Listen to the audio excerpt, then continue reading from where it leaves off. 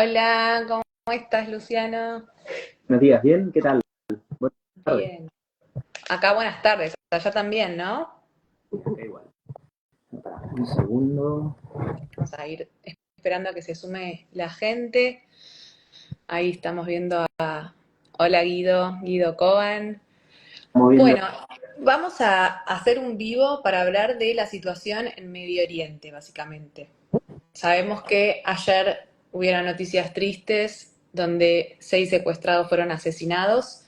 La idea es hablar más que nada de toda la región de Medio Oriente y obviamente de Israel. Así que bueno, esperemos si querés unos 2 minutitos hasta que se vayan sumando. Vos estás en Madrid, ¿no? En Madrid. Eh, Ay, qué lindo Madrid. Sabes que me voy a mover porque, a ver, tengo mala conexión, me parece yo. A ver. Yo no estoy escuchando bien, pero es por mi, a ver, Mire, yo te escucho bien, ¿eh? Wi-Fi. ¿Me escuchás? No, ok, soy yo. Me voy a mover de lugar. Sí, sí, no hay Mientras, problema. a ver. Sí, sí. Un minuto, gente, gracias por sumarse. Van a poder ver un poco de mi casa. A ver, vamos para allá, que está mejor. Bueno, ahora sí, estamos. Lo vamos a dejar grabado, sí, lo van a poder ver por las plataformas de Veo Israel. Luciano también seguramente que en su Instagram, pero pueden seguirnos por YouTube, pueden seguirnos por TikTok, por Instagram, por Facebook, Veo Israel. Bueno, arranquemos y que se vayan sumando. Ya tenemos casi 50 personas. Bueno, vamos a empezar con la primera pregunta que está relacionada a Gaza. ¿Cuál es el estado actual en Gaza y qué perspectivas hay para una resolución del conflicto? Te voy a hacer una... ¿Qué conflicto? El conflicto entre Israel A ver, y Hamas. y dos conflictos o dos cuestiones más presentes que el que más estamos conociendo, que es de Israel, un Estado democrático, y una organización terrorista, Hamas, que es el 7 de octubre viola la soberanía de Israel, entra en la zona del sur, de 6.000 gazatíes, de los cuales 3.800, casi 4.000, pertenecían a las fuerzas, es decir, una rama dentro de Hamas. Hamas es el gobierno de la Franja de Gaza, es decir, es el gobierno que los palestinos, cuando pudieron elegir, eligieron. Es decir, como sucede en muchos países alrededor del mundo, ha habido elecciones más o menos democráticas, más o menos transparentes, pero ha habido elecciones. Cuando pudieron elegir, lo hicieron por Hamas. El 7 de octubre se produce lo que todos conocemos. A partir de ahí comienza una operación, primero aérea, luego terrestre, que tuvo objetivos claros. Liberar a los 251 rehenes que ese día jamás se llevó a la Franja de Gaza y terminar con Hamas como una opción viable de gobierno. Es decir, aniquilar a Hamas. Ese conflicto es lo que vemos hoy en una guerra prolongada, una guerra de desgaste que está haciendo daño a todo el mundo, no solo dentro de lo que es la Franja de Gaza, porque muchas veces vemos mucha, vamos a ponerlo titulares muy tendenciosos que solo hablan de lo que sucede como víctimas en la Franja de Gaza. Es decir, solo los de Gaza son víctimas porque sufren la invasión. Ahora, en Israel hay víctimas todos los días gracias a su sistema defensivo. Porque si fuera por Irán, si fuera por Hezbollah, si fuera por Hamas en la Franja de Gaza, Israel pudiera haber habido cientos y quizás miles de víctimas por día. Eso no ocurre porque, a diferencia de la Franja de Gaza, Israel y un sistema que vela por la integridad y la seguridad de su Estado. Punto. Eso en la Franja de Gaza no lo vemos. Eso me parece que es muy, muy claro de remarcar. Por lo tanto, hay una guerra actual que se está desarrollando en el Hamas ha sido vapuleado, destrozado, desmembrado, al igual que la yihad palestina, por las fuerzas de defensa de Israel. El que esto o está tergiversando o directamente está mintiendo.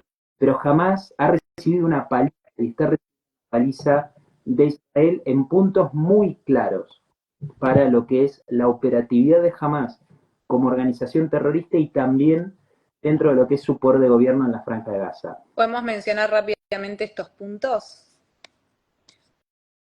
¿Podemos mencionar estos puntos de los que hablas?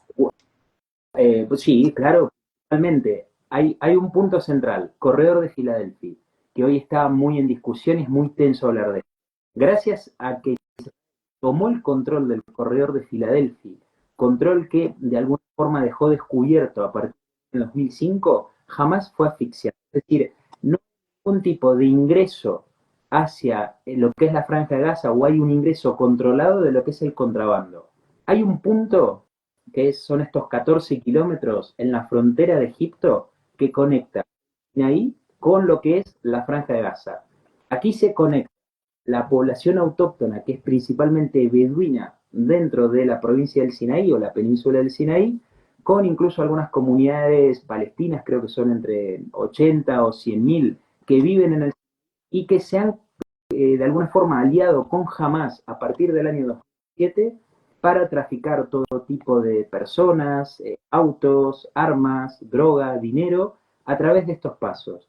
Esa forma de contrabando, de ilegalidad que jamás obtuvo en el corredor de Filadelfia fue una válvula, un tubo de oxígeno. Mientras Israel y Egipto de alguna forma asfixiaban, buscaban el de la Franja de Gaza para que jamás no tuviera cada vez más armamento militar para usar Israel, a partir de estos casos de tráfico y de la frontera es que podía evadir muchas de estas restricciones que Israel impone. Luego hay otra cuestión que me parece central. Todo tipo de guerra simbólica también ha sido perdida por Hamas. Cuando vemos a las batallones de Israel entrando en los parlamentos o en los edificios emblemáticos de Hamas, es un claro mensaje, ya no solo hacia Hamas, sino también a la yihad islámica palestina, a los grupos que operan también en Judea y Samaria y que tienen que ver con Hamas, hacia Irán, hacia Hezbollah en el Líbano. Es un claro mensaje de, ¿me atacás? Muy bien, mi respuesta será lo suficientemente contundente e inteligente para hacerte entender que los costos son infinitamente más altos que los beneficios que creíste sacar. Y eso es lo que a Israel le ha pasado y le ha pasado una enorme factura. Por eso digo, quien diga que jamás está recibiendo una paliza en manos de Israel está mintiendo o está muy conectado de la realidad. Mencionás el corredor de Filadelfia, que hoy es un punto clave en por qué no se puede cerrar un acuerdo, ¿verdad? Sí, sí. No es el punto clave de por qué Israel no cede en cuanto a este tema de los rehenes. Mira, hay dos cuestiones ahí. Hay quienes dicen que no es un punto central y una cuestión estratégica lo suficientemente sensible como para que Israel no lo abandone y pueda de alguna forma tener bajo control lo que o a partir del año 2006 se lo derivó a la autoridad palestina y a una comisión de paz de la Unión Europea, que por supuesto, al final, cuando Israel delegó la seguridad de esta zona a actores externos, la consecuencia fue nefasta, 7 de octubre. Por lo tanto, aquí ya partimos con algo, una verdad histórica. Cuando Israel delegó su integridad y su seguridad, las consecuencias han sido a priori negativas. ¿Qué es lo que pasa? Quitar la Franja de Gaza, quitar el control del sur, de la zona de Rafía, que es un punto dentro de la frontera, el más importante o el más público en los últimos meses, pero que no es el único, le ha permitido a Israel poder asfixiar económicamente a Hamas. Es decir, lo que los batallones no recibían y no podían tomar de la ayuda humanitaria, en vez de ir a la población de Gaza, iba a los batallones de Hamas, ahora tenía que pasar por los filtros de la fuerza de Israel. Luego podemos evaluar si a mediano y largo plazo es sostenible. Personalmente tengo una idea que puede ser discutible o no, creo que a Israel no le sirve 2 millones de problemas como es la Franja de Gaza. Los palestinos son violentos, no los quieren en Egipto, no los quieren en Jordania, no los quieren en el Líbano, no los quieren en... Cuando lo han tenido, los han echado. Cuando Israel en el 2005 tenía una presencia civil y militar en la Franja de Gaza, se tuvo que ir en el año 2005 porque entendió que no había forma de ni siquiera llegar a un acuerdo o una racionalidad lo suficientemente mal para que no fuera la situación de descaro que es la Franja de Gaza. Es muy difícil para Israel el día después de la guerra. Ya de por sí es una guerra que se está extendiendo más de lo que por lo menos los ciudadanos acá creíamos. Creo que el interrogante es qué va a pasar después, quién va a tomar el control. No sé si vos me podrás dar una respuesta, pero creo que eso es lo que todos en realidad nos preguntamos. ¿Quién se hace cargo de lo que va a suceder en Gaza? ¿Y cuánto más puede durar esta guerra? Mirá, con eso tengo dos ideas principales. Primero, en lo que es la franja, como ha tenido Egipto una administración militar entre 1940 y 1967, Israel la ha tenido hasta el año 2005. Lo cierto es que en la Franja de Gaza hay un componente ideológico lo suficientemente sentado y fuerte como para poder hablar como que es algo desprendido. Lo pongo en palabras sencillas. No los palestinos de Gaza son jamás. Es lógico, por estadística, si hablamos de 1,5 millones, 2 millones de personas, lógicamente en la Gaza habrá gente que está opuesta a Hamas, muchos que se han ido de Gaza por el gobierno, por la dictadura de Hamas. Sin embargo, hay un componente ideológico que emparenta mucho a las sociedades. Una sociedad, la gazatí, que está fuertemente dividida y organizada en clanes y familias que tienen vinculación política y económica o con Hamas, con la yihad islámica palestina. Todos estos grupos tienen un punto en común, que es la destrucción del Estado de Israel. Y eso es lo que él se encuentra cuando necesita suerte de interlocutor o intentar salvar alguna cuestión del conflicto más histórico quizás, o asuntos pendientes que hayan quedado de los acuerdos de Oslo 1993-1995, pero es que se encuentra que no puede. ¿Cómo vas a razonar con alguien que te quiere destruir? ¿Cómo vas a razonar con alguien que te quiere aniquilar? Es decir, te quiere borrar de la faz de la tierra, físicamente y también espiritualmente. Cuando ellos destruyen, borrar toda la identidad judía de Jerusalén, ni más ni menos que de Jerusalén. Ahí te das cuenta que ellos también quieren jugar un juego de simbolismo, llevar esa guerra a otro plano y eliminar la identidad judía en el Medio Oriente en general, pero en Israel, en muchas zonas de Israel en particular. Y no solo Hamas, también tenemos una frontera en el norte que tiene la misma razón, la eliminación del Estado de Israel, esta no aceptación. Ahora vemos que la frontera norte está más calma, vamos a ponerle las comillas. ¿Qué pensás que está planeando Hezbollah y qué factores podrían llevar a un alto al fuego con el norte? Con lo último, hay una cuestión. Hezbollah es hablar de Irán. E Irán sabe que cualquier ataque que venga del territorio iraní, que venga de cualquier escenario de sus proxies, como puede ser Hezbollah, más, la yihad islámica palestina, o los hutíes en Yemen, o las milicias chiitas en Irak y en Siria, automáticamente un ataque fulminante contra Israel, es decir, que cause fuertes daños civiles, fuerte daño en la infraestructura crítica, militar, nuclear, energética, etcétera, y vale muy poco tiempo después a una respuesta fulminante de Israel, que borra a Irán del mapa en menos de una hora. Borrar a Hezbollah del Líbano, del sur del Líbano, y a Irán en golpes fuertes, es decir, la infraestructura nuclear de Irán en el sur, los puntos de la Guardia Revolucionaria en el Golfo y las zonas petroleras y portuarias de Irán también en el Golfo, a Israel le cuesta muy poco. Eso solamente se puede conseguir si hay un ataque lo suficientemente comandado por Irán para enfrentar y, por supuesto, dañar seria y con magnitudes muy altas a la población civil dentro de Israel, con un ataque de drones, cohetes, misiles, etc.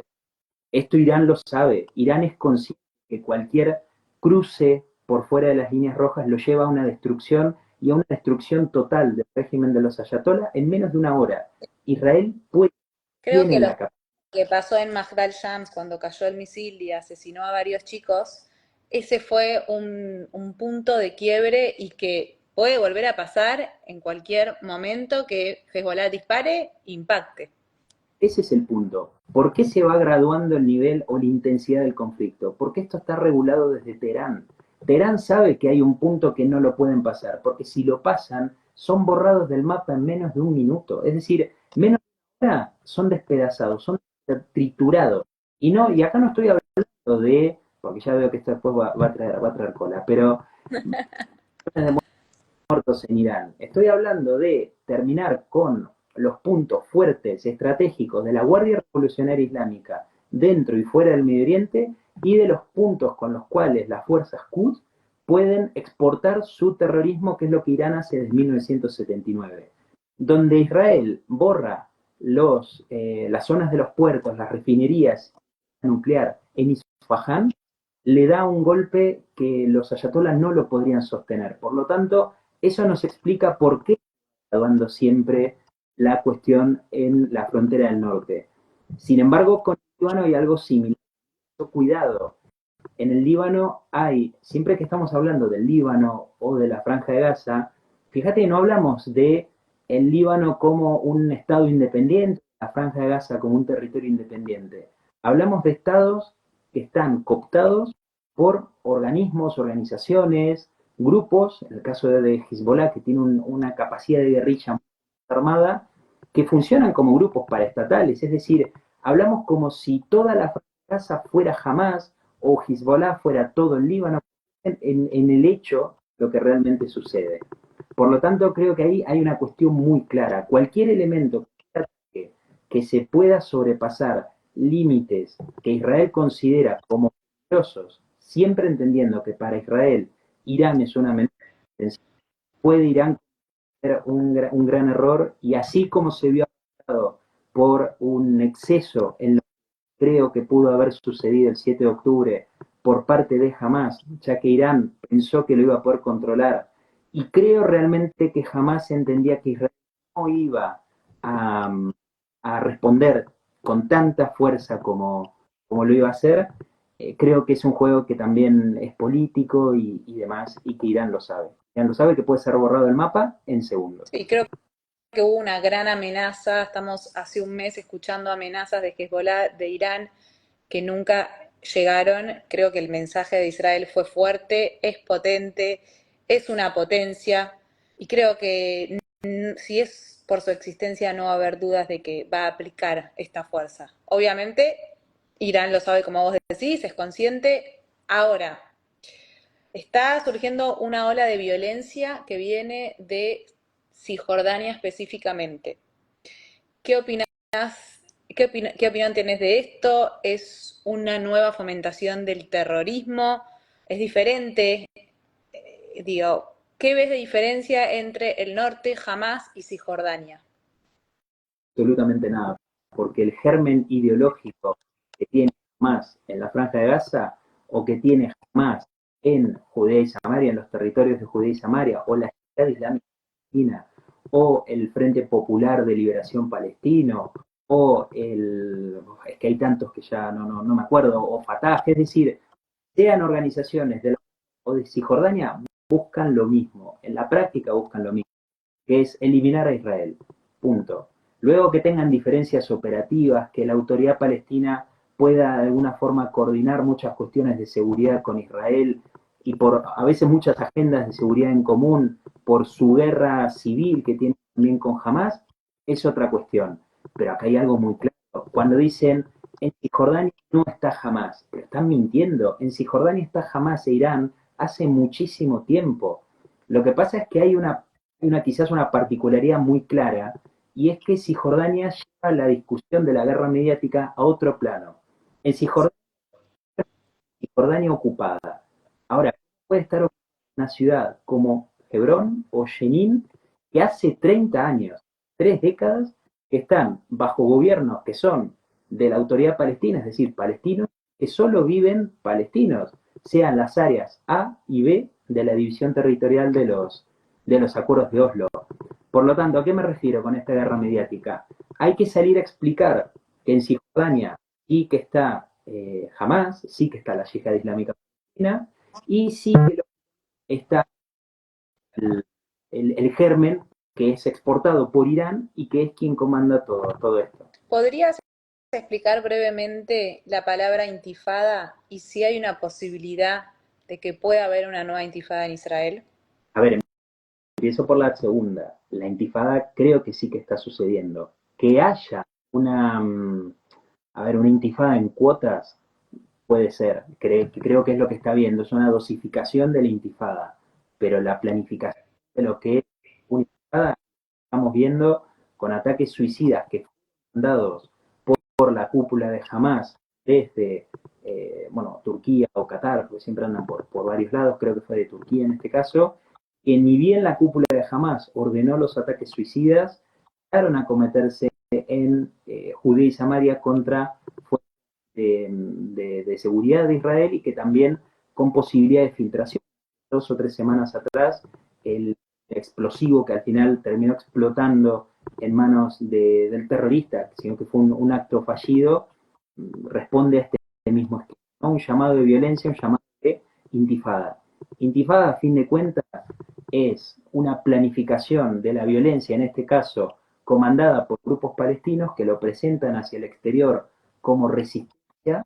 Esto es un eufemismo para no decir, hola, yo soy terrorista. Pero la intifada es eso, que lleven menores de edad o mujeres con explosivos en sus cuerpos, como hacían en los años 2000, 2003, es simplemente eso, presión más cobarde que tienen los palestinos para llevar su guerra contra Israel y que sin duda arrastra un nuevo escenario, una guerra que viene, como decía al principio, de desgaste desde el 7 de octubre. Es exactamente eso, es una guerra de desgaste. Peleas en el sur, peleas en el norte, peleas en Cisjordania, tenés a Irán, tenés a los hutíes también, que hace un mes tiraron un dron, cayó en pleno Tel Aviv, matando a una persona. Son muchos frentes para Israel.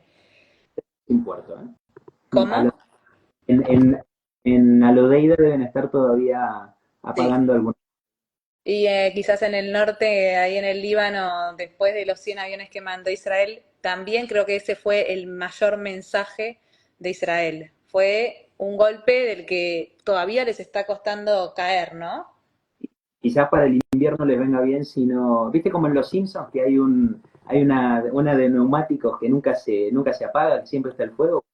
Yemen y el Líbano deben estar un poco, Ahora, Israel tiene muchos frentes. mucho. ¿Dónde crees que Israel tenga que poner más el foco? ¿Cómo Israel puede combatir a todas estos proxies de Irán, por así decirlo? Israel tiene capacidad y credibilidad, y esos son dos elementos en estrategias fundamentales. Desde Marruecos hasta Egipto, todos saben que Israel lo que dice lo va a cumplir. Puede buscar tiempo, puede buscar matices, contextos, circunstancias, pero lo que tiene la capacidad y tiene la capacidad de hacerlo. Algo que no tiene Irán. Cuando dicen, o el propio Hezbollah en el sur del Líbano, cuando dicen los sistemas defensivos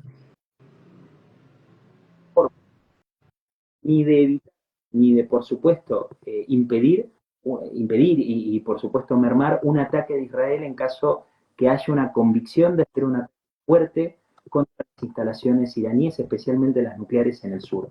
Es decir, no tienen forma de frenarlo. Por lo tanto, Israel tiene una forma de disputar esos frentes sin pasar a una acción concreta, pero con un mensaje muy contundente.